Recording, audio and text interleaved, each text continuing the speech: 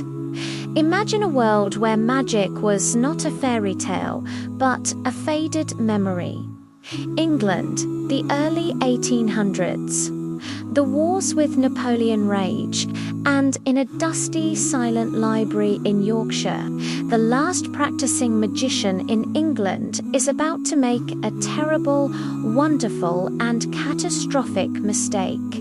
His name is Mr. Norrell, and his mistake was bringing a beautiful young woman back from the dead.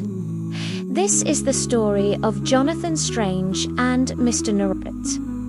It is a tale of two men, of rivalry and friendship, of obsession, and a warning about the price of wielding power without wisdom. Our story begins in England, where magic is entirely theoretical. Gentlemen meet in stuffy societies to talk about magic, but no one actually does it. They are all talk. Until the reclusive, book-hoarding Mr. Gilbert Norrell reveals himself. He is small, fussy, and brilliant. He believes magic must be cautious, safe, and above all, controlled. By him to prove his power and win influence, Norrell performs an impossible feat. He journeys to York Cathedral and, with a whisper of long-forgotten words, brings the beautiful of a powerful politician, Miss Emma Wintertown, back to life. But magic always demands a price. Norrell didn't work this miracle alone. He was aided by a mysterious being with eyes like black buttons and a penchant for malevolent deals. A gentleman from the realm of faerie. The price, half of Emma's life. She will live, but she is tethered to the sinister gentleman, destined to spend half her time trapped in his enchanted, joyless fairy hall of lost hope. Norrell, in his arrogance, thought he could outsmart the Fae. He was wrong. This single act of pride sows the seeds of all the tragedy to come. Now, enter our second magician, Jonathan Strange. Where Norrell is old and cautious, Strange is young, handsome, and reckless. Where Norrell believes magic is found in books, Strange feels it in his blood, in the rain and the stones of England.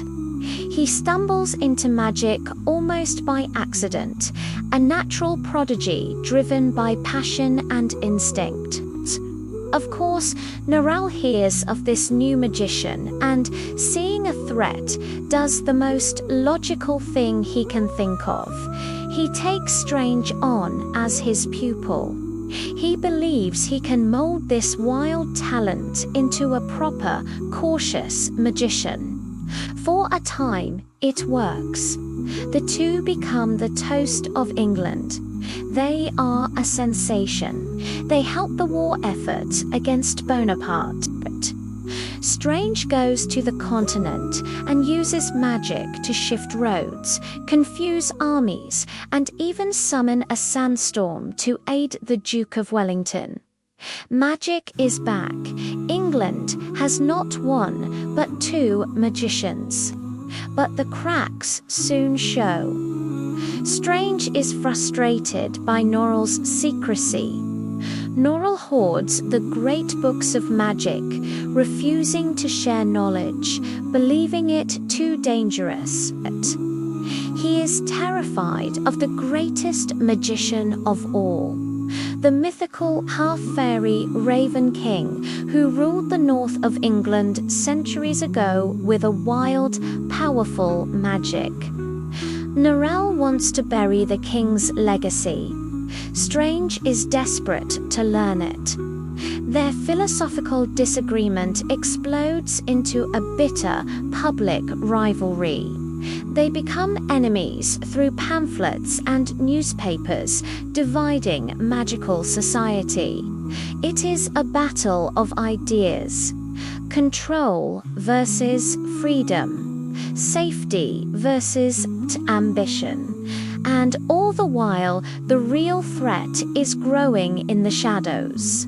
Remember the gentleman with the thistledown hair, the one who stole Emma Wintertown. His madness is escalating. He becomes obsessed with a young servant named Stephen Black, believing it his destiny to make this intelligent, kind man the Black King of England.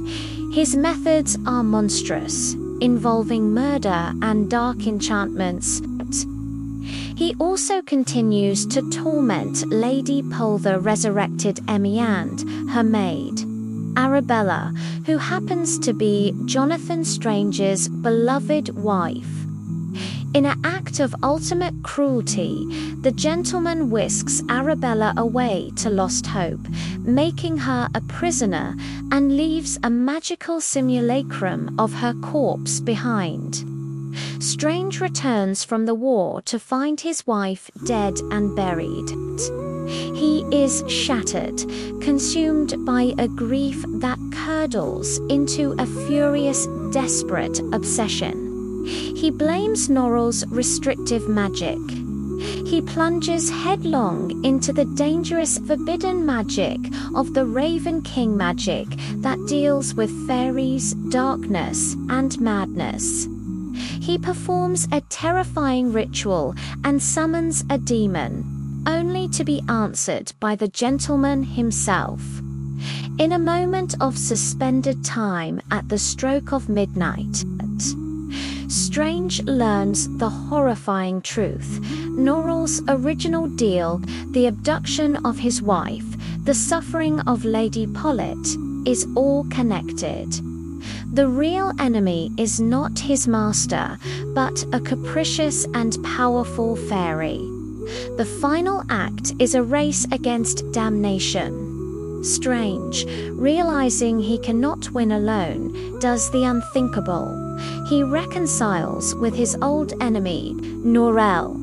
The scholar and the prodigy, the cautious and the reckless, must now join forces.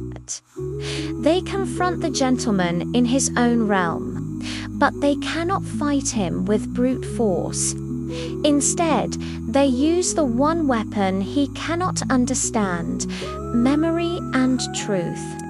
They help Stephen Black remember his own true name and strength, breaking the gentleman's enchantment over him, and with Stephen's reclaimed power, they summon the one entity the gentleman truly fears: the ancient, formidable Raven King.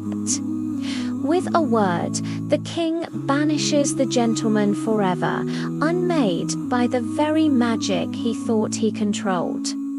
Arabella and Lady Pole are freed, but the cost, in performing the immense magic needed to sustain the confrontation, Strange and Norrell themselves are trapped.